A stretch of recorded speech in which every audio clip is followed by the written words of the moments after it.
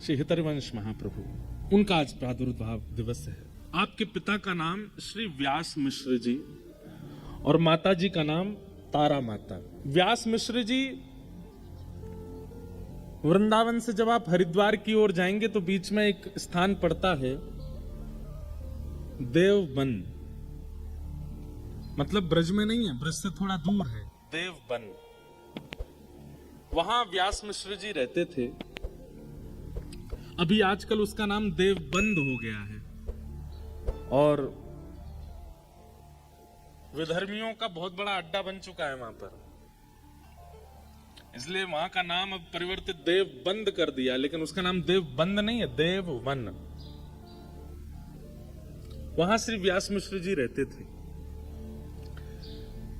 और आप ज्योतिष शास्त्र के बहुत अच्छे विद्वान थे व्यास मिश्र जी।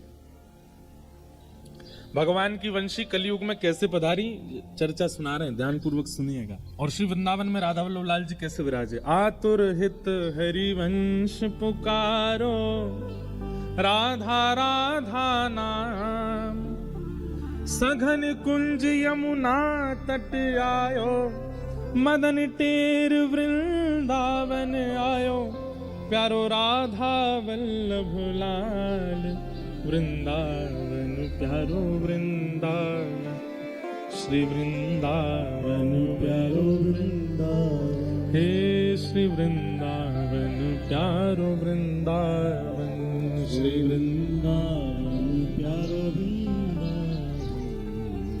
तो व्यास मिश्र जी ज्योतिष शास्त्र के बड़े अच्छे विद्वान थे और एक बार एक राजा, उसने आपको बुलाया किसी कार्य से, तो आपने जाकर के उसका ऐसा भविष्य कथन किया। आपने कहा कि इस युद्ध में आप जाएंगे तो आपको विजय मिलेगी, वहां मत जाइएगा, वहां नहीं तो आपकी पराजय हो जाएगी, ऐसे लोगों को से आपको संबंध रखना है, ऐसे से नहीं रखना। ज्योतिष शास्त्र के अच्छे विद्वान थे, सब बता दिया उन्होंने। और उस राजा ने वैसा वैसा किया तो उसको लाभ हुआ, तो उसने व्यास मिश्र जी को अपना गुरु रूप में स्वीकार कर लिया।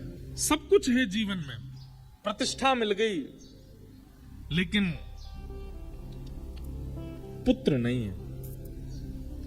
और कई बार माता पिता सर्वगुण संपन्न होते हैं, लेकिन माता पिता का सर्व सुख केवल और केवल संतान है।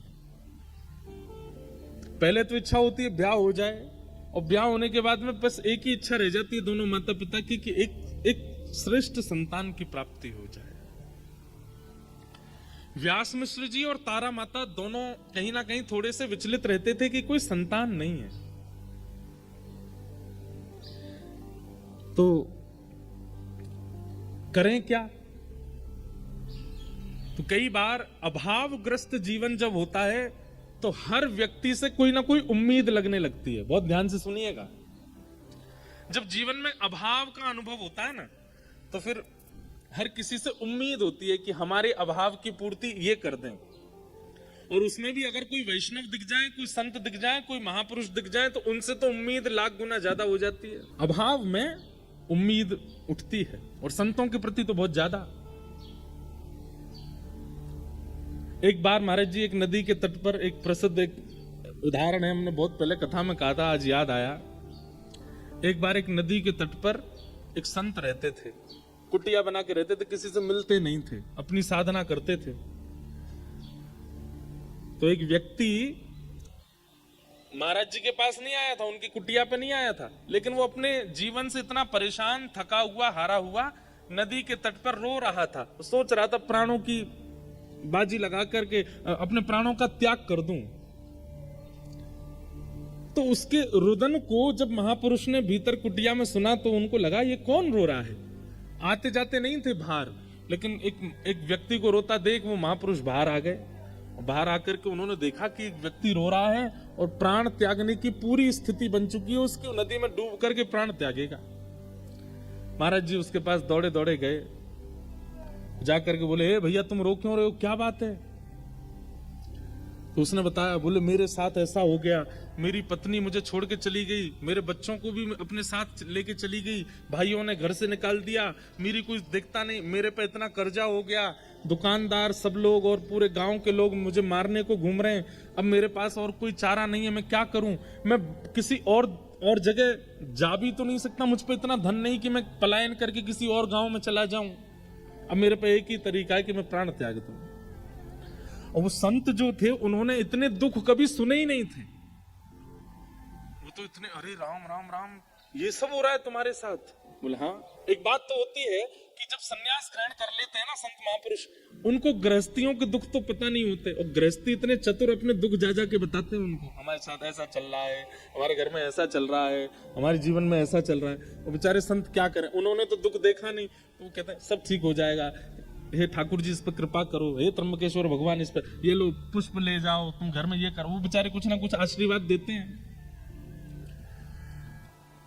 रोता हुआ देखा उसको व्यक्ति को, तो महाराज जी बोले भाई तुम बिल्कुल चिंता मत करो, तुम्हारा रोना मुझसे देखा नहीं जा रहा, तुम इतने कष्ट में हो, इतनी पीड़ा में हो, मुझे लगता है संसार में इतनी पीड़ा और किसी को नहीं होगी जितनी तुमको है।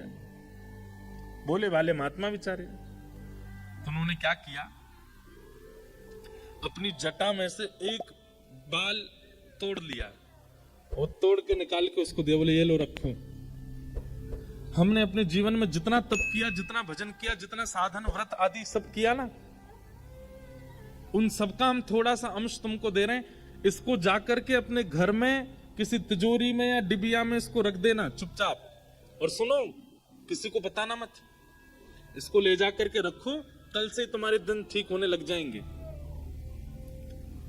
बोला महाराज जी पक्का ठीक हो जाएंगे? बोले हो जाएंगे ठीक, लेकिन शर्त है किसी से कहना नहीं और दोबारा यहां आना नहीं, तुम मुझे नहीं जानते, मैं तुमको नहीं जानता, इसको ले जाओ तो सब ठीक हो जाएगा। आत्महत्या करने की तो सोचना भी मत। चला गया, उसने जाकर के वो एक डिब्बी में रखा, अपनी अलमारी में जैसे रखा, संत के भजन का बल, अगले दिन से ही उसका काम जो था वो सुधरने लगा। धीरे धीरे उसकी सब सारे कर्जे पूरे होने लगे, पता नहीं कहां से धन आने लगा। जब देखा पत्नी ने कि पति सुधर गया, सब कुछ ठीक हो, तो पत्नी भी आ गई, बच्चों को भी ले आई। धीरे धीरे इतना सब कुछ बढ़िया हो गया कि उसने अपना छोटा घर तो छोड़कर बगल वाली जमीन पर बड़ा घर बना लिया। कहा जिस पर एक समय रोटी खा ले तो 3 दिन तक भोजन नहीं होता था, आज उसकी ये स्थिति हो गई है कि 56 भोग बनते हैं घर में। एक दिन उसके साले साहब, मतलब पत्नी के भैया, वो आए और आकर के उससे बोले भैया, जीजा जी, आज से 2-3 साल पहले आपकी स्थिति हम सबको पता है क्या थी, और आज आपकी स्थिति क्या है ये भी हम सबको पता है। ऐसा क्या किया आपने जो ये सब कुछ इतना हो गया? जीजा जी अदा में बैठे थे, हंस रहे थे। अरे अब क्या बताऊं तुमको, वो नदी है ना हमारे गांव में, बोले हाँ, वहां पे एक कुटिया है, उसमें एक महात्मा रहते हैं, उन्होंने अपने अंग का बाल तोड़ करके मुझको दे दिया, और वही मैंने अपनी तिजोरी में रख लिया, उसी से सब कृपा हो रही है। लेकिन सुनो, तुम मत जाना वहां पर, मैंने तुमको बता दिया, और तुमको जितना चाहिए मुझसे ले लो, लेकिन तुम मत जाना। लेकिन किसी व्यक्ति को पता चल जाए कि भाई बिना कुछ किए, बिना जॉब किए, परिश्रम किए, किसी के बाल रखने मात्र से काम बनना है, कौन नहीं जाएगा? और आजकल के लोग तो ऐसे पे ही विश्वास करते हैं। और वो जो साला था वो पहुंच गया महाराज जी कुटिया पर रात में, और बाहर जाकर के पीट पीट के रोने लगा कुटिया को। संत बेचारे निकल के, अरे भैया तुम रो क्यों रहे हो, क्या हो गया, इतनी पीड़ा? संत हृदय नवनीत समाना, मक्खन जो होता है ना वो स्वयं नहीं पिघलता, लेकिन किसी बर्तन को गर्म करके मक्खन के पास रख दो तो मक्खन पिघलने लग जाता है। ऐसे संत होते हैं, वो अपने ताप से नहीं पिघलते, दूसरे का ताप देख नहीं पाते। क्या बात है, तुम क्यों रो रहे हो? बोले ऐसे ऐसे मेरे तो कष्ट आ गया है, और भगवान आप मुझे अपना बाल दे दो। महात्मा बोले इसको किसने बताया? महात्मा भीतर कुटिया में चले गए, बोले मैं प्राण त्याग दूंगा बाहर ही, या तो मुझे बाल दीजिए, नहीं तो मैं अपनी आत्महत्या कर लूंगा, यहीं पर अपना शव गिर दूंगा। महात्मा बेचारे आए, बोले भैया यार तुम ऐसे मत करो। बोले नहीं, अपना बाल दे दीजिए बस। महात्मा ने एक जटा तोड़ के उसको दे दी, उसका भी दिन सुधरने लगा। उसने अपने 4-5 मित्रों को बता दिया, 4-5 मित्रों ने रिश्तेदारों को बता दिया, रिश्तेदारों ने गांव के गांव को बता दिया। अब तो ये स्थिति हो गई कि महाराज जी के पूरी कुटिया चारों तरफ से लोगों ने घेर ली। ना महाराज जी का भजन बन पा रहा था, ना आश्रम, सब बस खटखटा में बाल दे दो। महाराज जी बोले भैया ये क्या तरीका। एक दिन महाराज जी सोचे रात हो गई है, अब मैं भाग जाता हूं। जैसे ही कुटिया से बाहर निकले तो क्या देखा, सब नदी किनारे ही सो रहे थे। अरे महाराज जी आ गए, महाराज जी आ गए, आओ आओ आओ। सब ने घेर लिया। पहले तो मांगने लगे, और जब बेचारे महाराज जी बहुत परेशान हो गए, एक आध रुआ तोड़ के दे दिया उन्होंने, और इतनी संख्या में भीड़ आ गई तो बेचारे महाराज जी जान बचा के भागे। लोगों ने घेर लिया और एक एक बाल स्वयं ही नोच के चले गए। बेचारे वो महात्मा बोले कितना बड़ा घनघोर अपराध हो गया हमसे कि एक को दे दिया, वो सब उसके पीछे। भैया श्रीमद् भागवत जी कहती हैं कि महापुरुष से कभी मांगना नहीं चाहिए, कभी कुछ मत मांगो, क्योंकि वो आपके सामने उपस्थित होकर अपने दर्शन दे रहा है। ये सबसे बड़ी चीज वो दे रहा है, इसके आगे और कुछ मांगना ही नहीं चाहिए। वो आपके सामने उपस्थित हैं, आप अपने नेत्रों से उनको देख पा रहे हो। उसी वायुमंडल में आप खड़े हो, जो वायु उनको स्पर्श कर रही है उसी वही आपको स्पर्श कर रही है। इतना अगर प्राप्त हो रहा है तो ये परिपूर्ण है, इसके आगे कोई इच्छा मत रखो। किम पुनर्दर्शन स्पर्श पाद शौचासनादि। अगर स्पर्श को मिल जाए, जैसे महाराज जी का तो नियम है, लेकिन कई महापुरुषों को अगर स्पर्श करने को मिल जाए, उनके चरण छूने को मिल जाए और उनकी वाणी सुनने को मिल जाए, तो बोले ये समझो माला माल कर दिया उन्होंने। नहीं तो दर्शन में इतनी सामर्थ्य है कि एक महापुरुष का दर्शन, वो महापुरुष जिस तीर्थ से आए हैं वहां के आराध्य ठाकुर का ही दर्शन मानना उनके रूप में। मान लीजिए हमारे दत्तदास महाराज जी वृंदावन आते हैं तो इनके रूप में त्र्यंबक भगवान ही आए हैं, दत्त भगवान ही आए हैं। और हमारे वृंदावन के कोई महापुरुष यदि दत्त धाम आ जाए तो यही सोचना चाहिए साक्षात राधारमन लाल ही पधारे हैं, श्री राधा वल्लभ लाल जी इनके रूप में पधारे हैं। हमको मत मान लेना उस रूप में, हम तो भैया बालक हैं। कोई महापुरुष आवे तो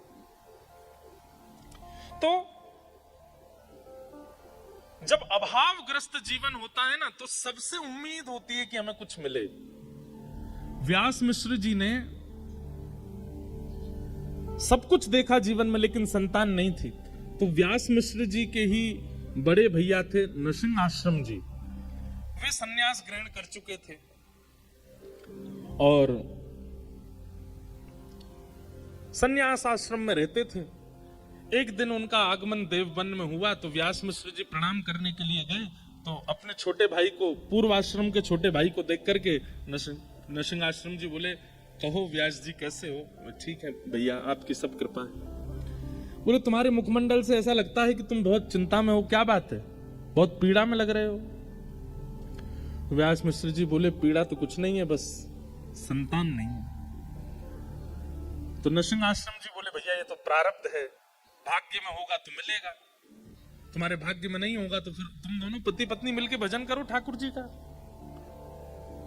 भाग्य पर विश्वास रखो, होगा तो मिलेगा, नहीं तो कोई बात नहीं।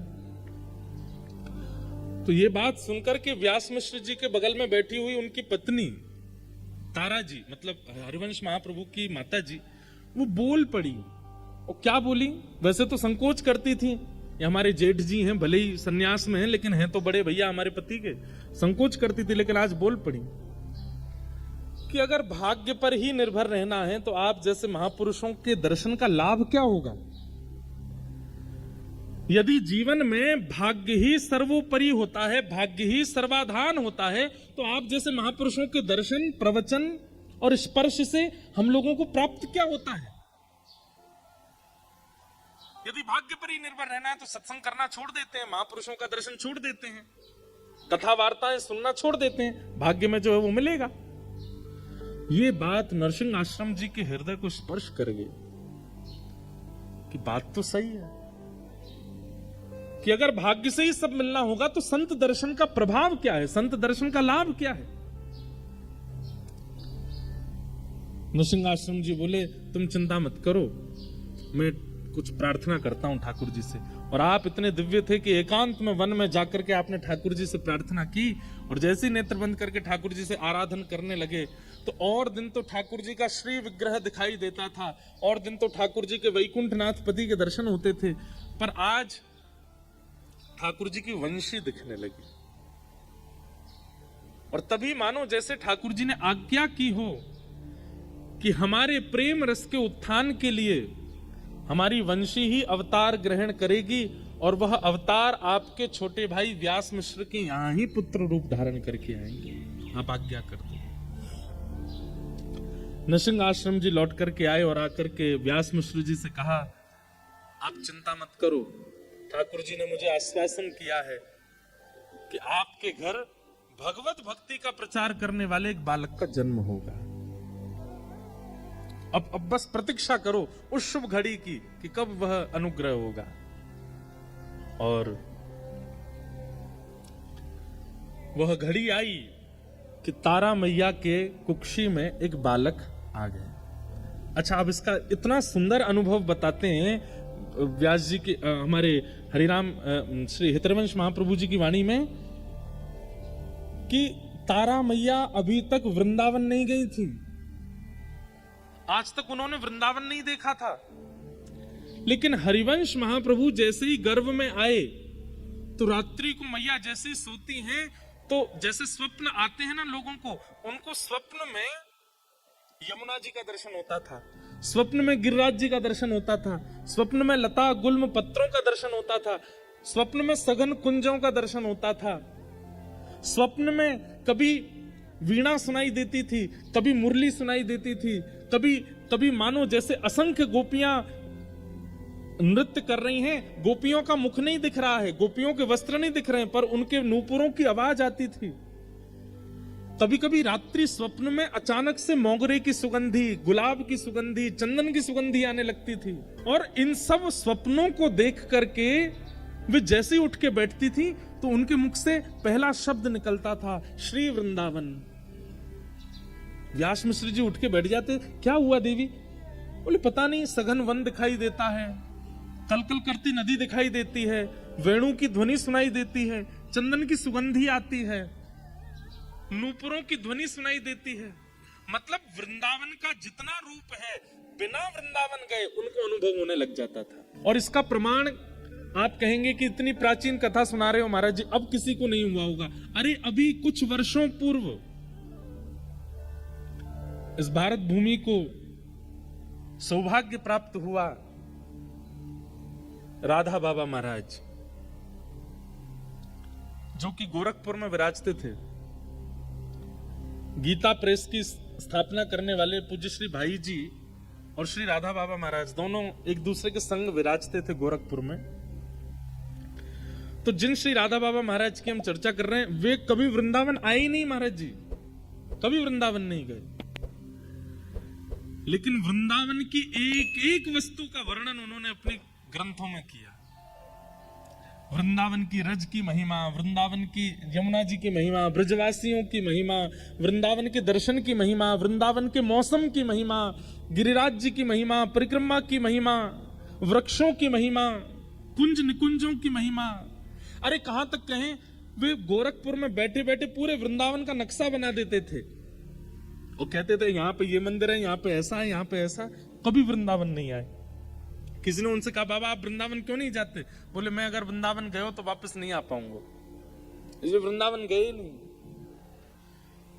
वृंदावन सचल है, अचल नहीं है। और वृंदावन कोई स्थान नहीं है, वृंदावन कोई गांव नहीं है, वृंदावन कोई भूमि नहीं है।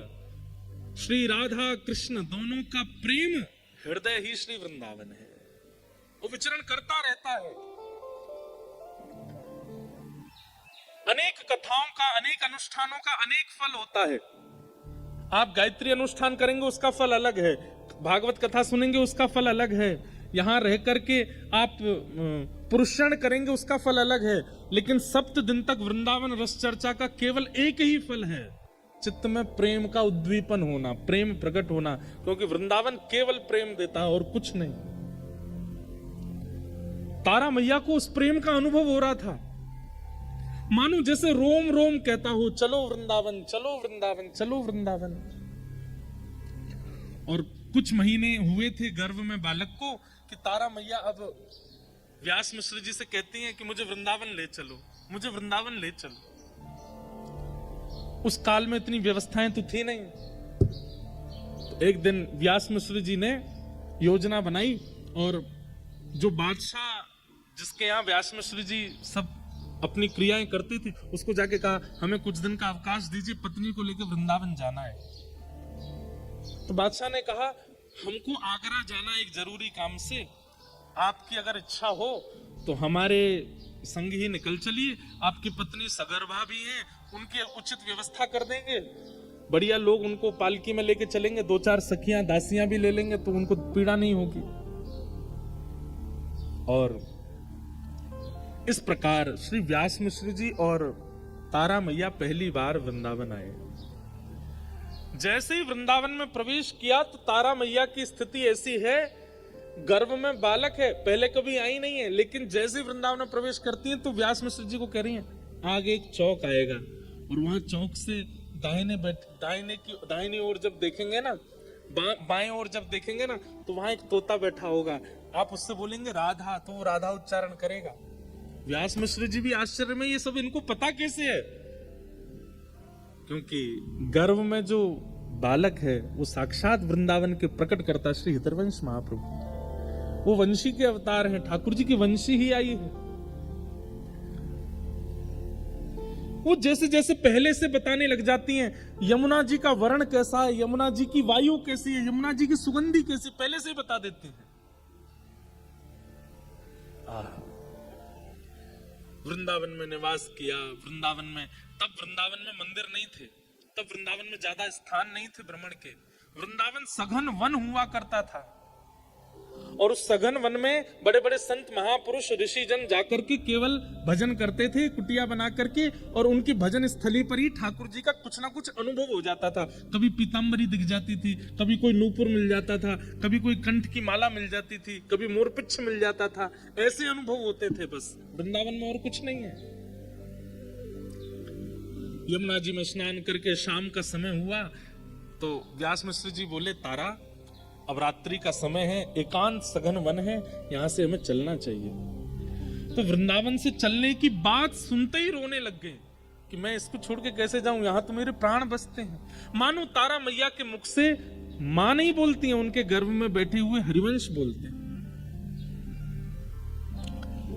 लेकिन व्यवस्थाएं वहां थी नहीं कुछ भी रात में रुकने की, तो निकलना पड़ा। मानो ठाकुर जी ने विचार किया कि अगर ये आगरा पहुंच गए, वैसे तो आगरा तक ब्रज की सीमा मानी जाती है, लेकिन फिर भी विचार किया कि ये ब्रज से बाहर ना जाएं, अब ब्रज आए तो ब्रज में ही इस बालक का जन्म हो। तो वृंदावन से थोड़ी दूरी पर मथुरा पार करने के बाद आगरा के मार्ग पर एक स्थान है बाद, जिसको बाद ग्राम कहते हैं, रिफाइनरी के, आज की रिफाइनरी के पास, उससे पहले बाद ग्राम। वहां पहुंचे तो इतनी प्रसव पीड़ा हुई कि तारा माँ ने कह दिया मैं आगे नहीं जा पाऊंगी, यहीं रुकी, और बाद ग्राम में ही रुक गए। वहीं ग्रामीण लोगों ने कहा कि आप बिल्कुल चिंता मत करो, यहीं रहिए, हम आपकी खूब सेवा करेंगे, खूब आनंद करेंगे, सब बढ़िया, आप हमको रस चर्चा सुनाते रहना। तो व्यास मिश्र जी थोड़ा प्रवचन सत्संग आदि करते थे, गांव के लोग सब वहां ध्यान रखते थे। और अंत के प्रसव काल के समय तारा माता जी और व्यास मिश्र जी बाद गांव में रहे, और वैशाख शुक्ल एकादशी की पावन तिथि पर श्री ब्रजमंडल के बाद ग्राम में तारा मैया की कोख से श्री राधा वल्लभ लाल जी को वृंदावन में विराजमान करने वाले श्री हितरवंश महाप्रभु का प्रादुर्भाव। बोलो हितरवंश महाप्रभु की जय। महाप्रभु जी का जन्म आहा, पूरे ब्रजमंडल में ऐसे आनंद की उमंग हो गई, मानो पता नहीं कैसे गांव के लोगों को इतना उत्साह होने लगा, सब उत्सव मनाने लगे, सबको ऐसा उत्सव जैसा होने लगा जैसे ठाकुर जी के प्रादुर्भाव पर उत्सव हुआ, वैसा उत्सव होने लगा। महाप्रभु जी प्रकट हुए, प्रकट होते ही पूरे बाद गांव में आनंद, वृंदावन तक आनंद हुआ। सबने आ करके बधाई गाई, चिरजीवो तारा नंदन कह करके आनंद कराए। ऐसे महाप्रभु जी प्रकटे। कुछ दिन बाद में रहने के बाद वापस देवबंद को प्रस्थान कर गए श्री तारा मैया और व्यास मिश्र जी। देवबंद में पहुंचने के बाद धीरे धीरे बालक बड़े होने लगे। तो इनके पिताजी के सेवा के ठाकुर जी थे राधा मोहन जी, उनकी सेवा करते थे। बालक बचपन से ही इनकी ऐसी रुचि थी, खूब रोते थे, लेकिन जैसे ही ठाकुर जी के सामने लेकर के तारा मैया बैठ जाती थी, ठाकुर जी को देख करके ऐसे गंभीर धीर पलक झपकना भूल जाते थे, देखते रहते थे केवल ठाकुर जी को। बालक में बचपन से ही गुण दिखने लग जाते हैं भगवत सेवा के। उस समय माता पिता को सावधान हो जाना चाहिए। अगर उसमें भगवत सेवा के गुण दिख रहे हैं तो भैया वो कोई महापुरुष ही है, उसका फिर रुझान उसी तरफ कराने लग जाओ, वो उसी से ही उसका कल्याण होगा। धीरे धीरे बड़े हुए तो इनका मन केवल वहीं लगता था, जहां मंदिर था ठाकुर जी का, वहीं जाके बैठ जाते थे। लेकिन पिताजी अपरस के कारण भीतर नहीं आने देते थे, बाहर बैठे बैठे देखते रहते थे ठाकुर जी को। और नजर भी कहां होती थी? ठाकुर जी के अधरों पे, क्योंकि वहीं रही है ना, वंशी है, ठाकुर जी के अधरों को ही देखते रहते। धीमे धीमे बड़े होने लगे। अपने पिताजी से कहते, पिताजी मुझे सेवा दो, अभी तुम छोटे हो, अभी तुम सेवा नहीं कर पाओगे, तुम देखा करो बाहर खड़े होकर के। लेकिन ये तो भैया अपने पिताजी को भी सिखा सकते हैं, इतनी सेवा आती है इनको पूर्व जन्म से ही।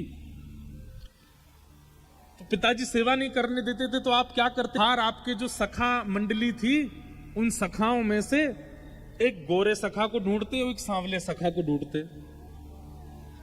और गोरे सखा को तो लहंगा, फरिया, चुनरी, बिंदी, काजल ये सब पहना देते थे।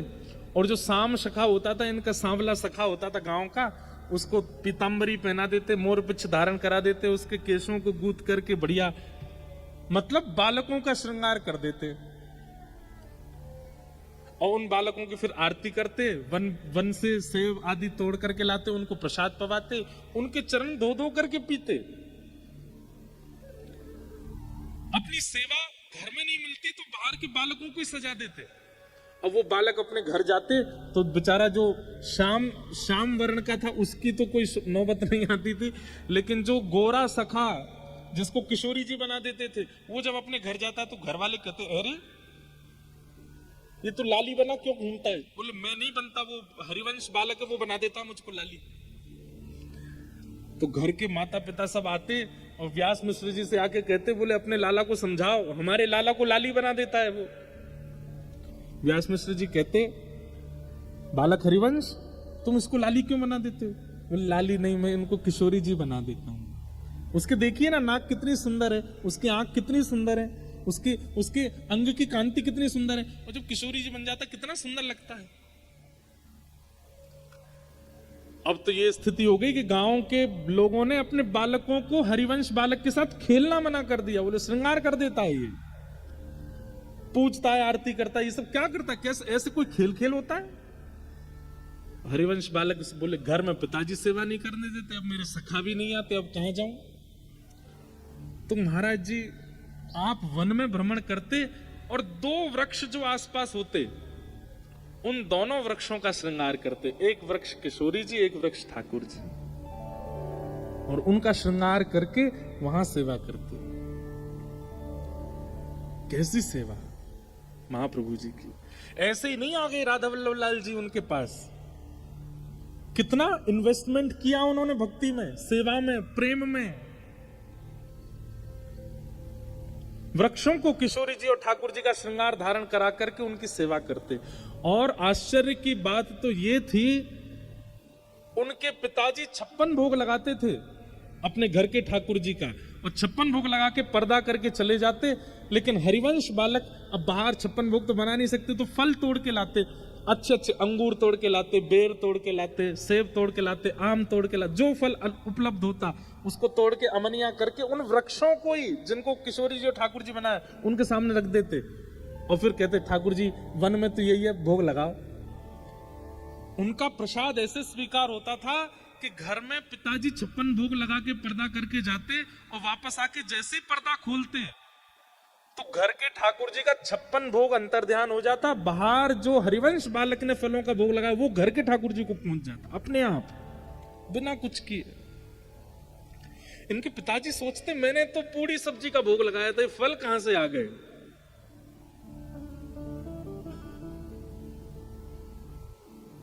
ऐसी सेवा करते श्री हरिवंश महाप्रभु। और चरित्र तो उनका बहुत विस्तृत है, कैसे कैसे अनुभव हुए उनको, रास का अनुभव हुआ, सब बाल्यकाल से अनुभव हो गया था उनको। और महाराज जी एक नियम था श्री हितरवंश महाप्रभु का, जिस नियम का उन्होंने त्याग नहीं किया कभी भी। क्या? जल भी यदि पीते थे तो वो पीते थे जो ठाकुर जी का भोग लगा हो। प्यासा रहना मंजूर है, लेकिन बिना ठाकुर जी को निवेदित किए कोई वस्तु स्वीकार नहीं करते थे। महाप्रभु जी के लिए एक सुंदर पंक्ति भी हमारे ब्रज में गाते हैं, काहू लियो जप काहू लियो तप। किसी ने जप लिया, किसी ने तप लिया। काहू लियो जप काहू लियो तप, काहू महाव्रत साध लियो है। काहू लियो गुण काहू लियो धन, काहू महा उन्मूद लियो है। रंचक चारु चकोर दंपति, संपत्ति प्रेम पीयूष पियो है। श्री राधिका वल्लभ लाल के थाल को, श्री हित हरिवंश प्रसाद लियो है। श्री राधिका वल्लभ लाल के थाल को, श्री हित हरिवंश प्रसाद लियो है। और ये नियम उनका बड़े होके नहीं था, बचपन से ही था। बाल्यकाल में भी वन में खेलते थे बच्चों के साथ, धूप के कारण प्यास लगती, बच्चे नदी का पानी पी लेते, आप नहीं पीते थे।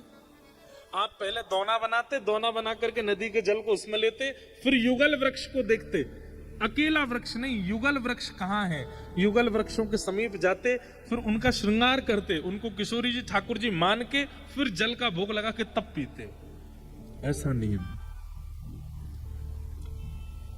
इतनी सुंदर एक लीला सुनाते हैं, फिर इसके बाद हम राधा वल्लभ जी के प्राकट्य की कथा कह के कथा विश्राम करेंगे आज की। एक बार आपको रात्रि में भूख लगी, 5-6 वर्ष की आयु थी हरिवंश महाप्रभु जी की।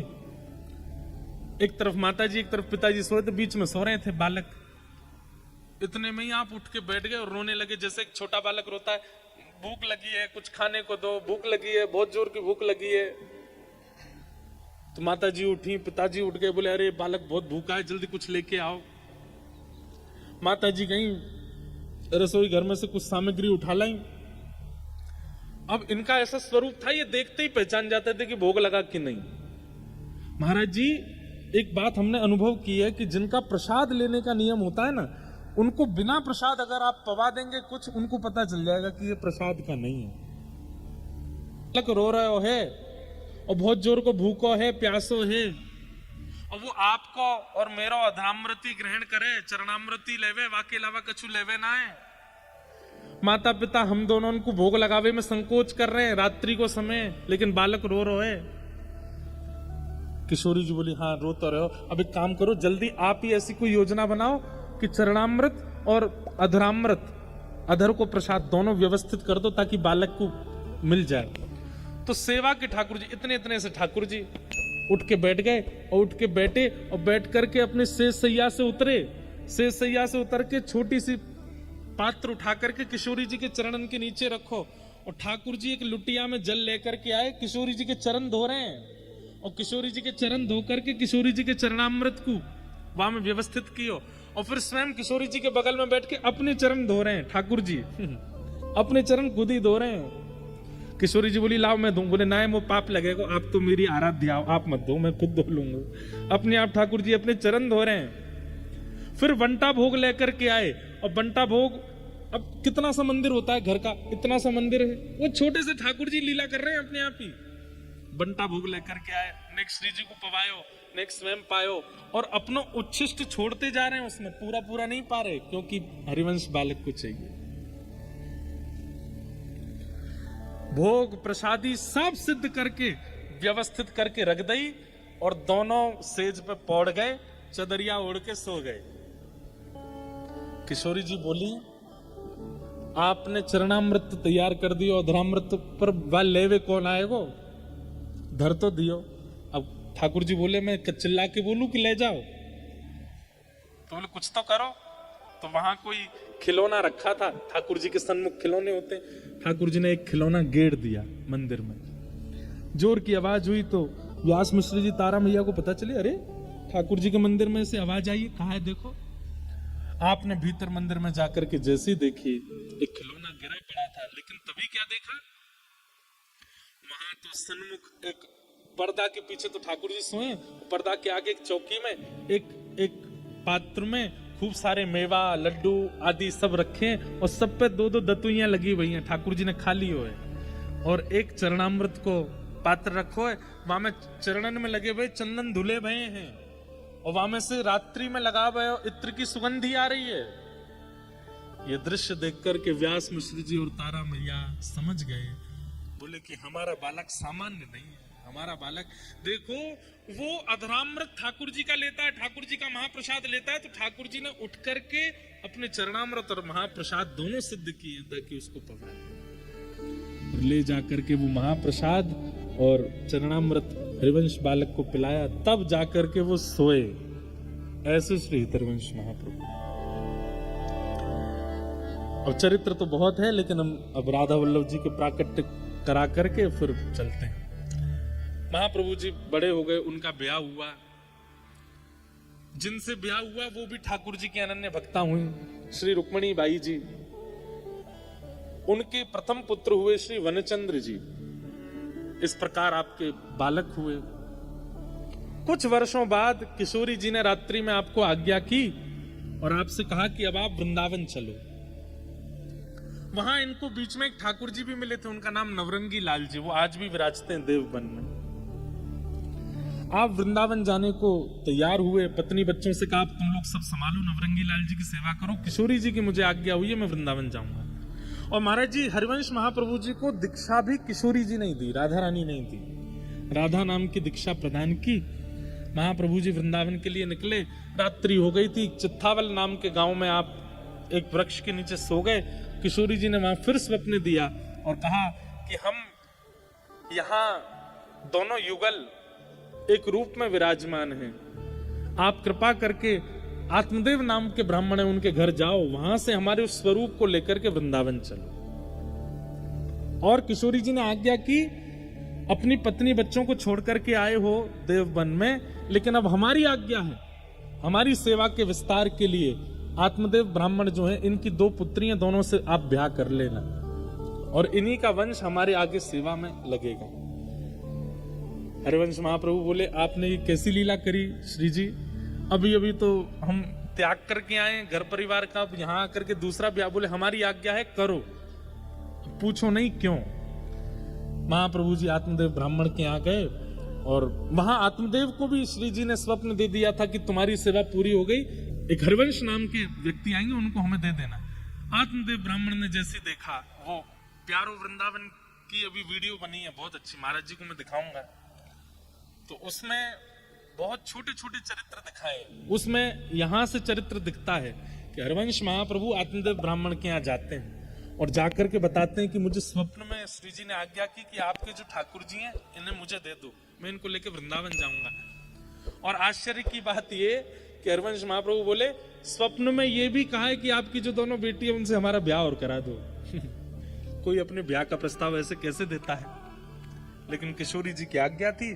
तो महाप्रभु जी ने कहा, आत्मदेव जी बोले हाँ मुझे भी स्वप्न आया है, अपनी दोनों बेटी का ब्याह हरिवंश महाप्रभु से करा के और दहेज में प्यारे श्री राधा वल्लभ लाल प्रदान किए।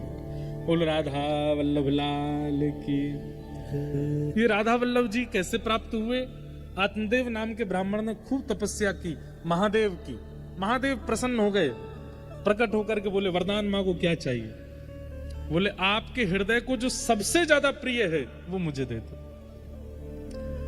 महादेव बोले, भैया कुछ और मांग लो। बोले नहीं, वही चाहिए जो आपको सबसे ज्यादा प्रिय। तब महादेव श्वेतद्वीप गए और श्वेत द्वीप में महादेव की घर की सेवा के ठाकुर श्री राधा वल्लभ जी लाल, जो हृदय को सबसे प्रिय हैं, वो ला करके आत्मदेव ब्राह्मण को दे दिए। और वही श्री राधा वल्लभ लाल जी को हितरवंश महाप्रभु लेकर के श्रीधाम वृंदावन पधारे। बोलो राधा वल्लभ लाल की।